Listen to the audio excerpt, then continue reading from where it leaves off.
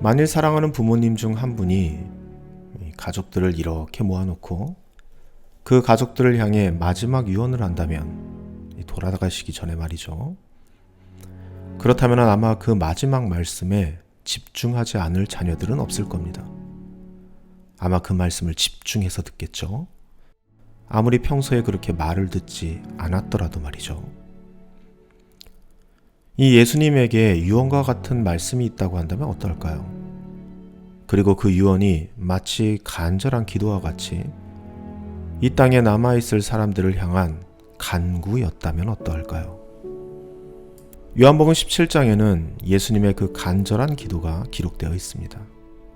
잡히시기 전날 제자들과의 마지막 만찬을 마치시고 그 제자들을 향해 축복 기도를 하신 그 기도의 내용이 요한복음 17장에 기록되어 있습니다. 마치 유언과 같이 말이죠. 예수님께서는 이렇게 기도하셨습니다. 아버지께서 내 안에 계시고 내가 아버지 안에 있는 것과 같이 그들도 하나가 되어서 우리 안에 있게 하여 주십시오. 그래서 아버지께서 나를 보내셨다는 것을 세상이 믿게 하여 주십시오. 나는 아버지께서 내게 주신 영광을 그들에게 주었습니다. 그것은 우리가 하나인 것 같이 그들도 하나가 되게 하려는 것입니다. 내가 그들 안에 있고 아버지께서 내 안에 계신 것은 그들이 완전히 하나가 되게 하려는 것입니다.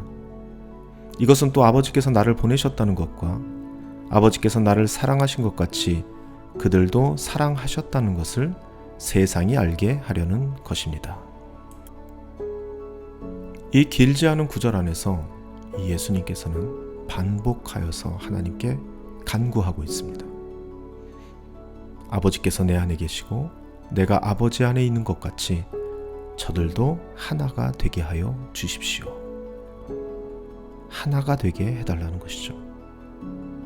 이것이 바로 제자들을 향한 예수님의 마지막 간구셨고 마지막 소원이며 마지막 유언이셨습니다.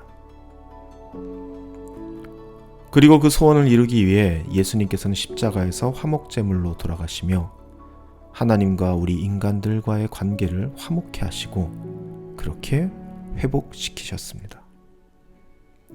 하나님과 우리가 하나 될 수 있는 그 길을 열어놓으신 것이죠. 이 이야기를 종교적으로 받아들인다면 정말 뻔하고 하품이 나오는 그런 교리적인 스토리로 이해하기 쉽지만 이 이야기를 종교를 넘어서 우리의 삶의 이야기로 받아들이게 된다면 그렇게 지루한 이야기가 아니라는 것을 알 수 있습니다. 사실 우리 모두도요, 하나가 되기 위해서 이렇게들 열심히 살고 있기 때문입니다. 내가 몸담고 있는 직장이 하나 되는 것을 마다할 사람은 없을 겁니다.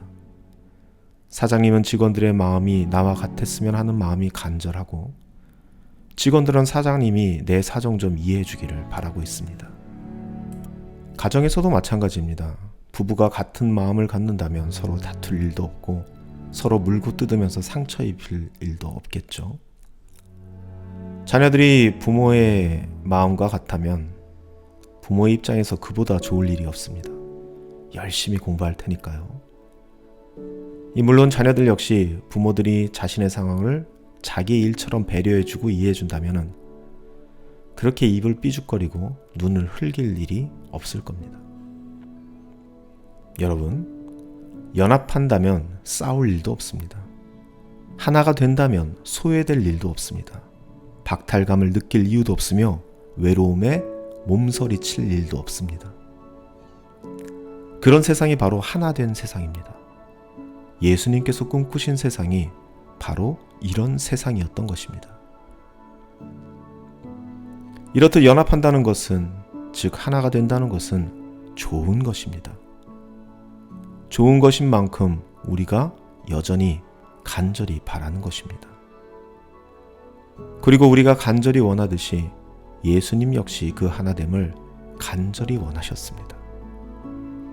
그 유언과 같은 마지막 축복 기도를 통해 그토록 간구하셨던 것처럼 말이죠.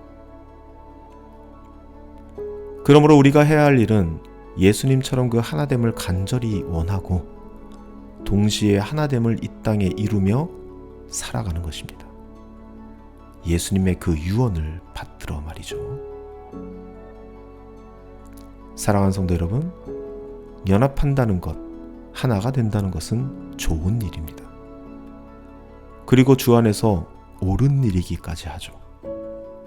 옳은 일이 좋은 것이 되기까지 하니 그 얼마나 더 좋을 수 있을까요?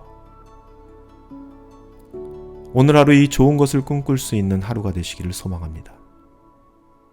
이 전쟁과 같은 경쟁과 매정한 개인주의가 뿌리 깊이 내리우고만 현실이지만 그 좋은 것을 꿈꾸는 것을 그리고 소망하는 것을 막을 수 있는 권리를 가진 사람은 아무도 없습니다. 그리고 그 좋은 것을 위해 기도하는 것은 우리 크리스찬들이 가진 강력한 권리이기도 합니다. 마치 예수님의 그 기도와 같이 말이죠.